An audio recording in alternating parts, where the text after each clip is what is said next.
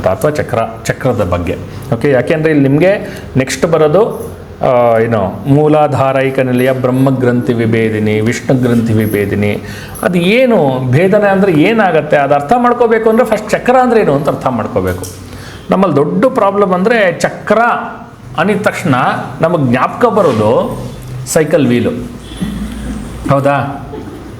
ಚಕ್ರ ಅಂದಿದ ತಕ್ಷಣ ಎಲ್ಲರಿಗೂ ಅದೇ ಥರ ಜ್ಞಾಪಕ ಬರೋದು, ಒಂದು ಚಕ್ರ, ಒಂದು ಸೈಕಲ್ ವೀಲೋ ಅಥವಾ ಕಾರಿನ ವೀಲೋ ಅಥವಾ ಇನ್ನೊಂದು ಚಕ್ರ, ಇದು ಜೈಂಟ್ ವೀಲೋ.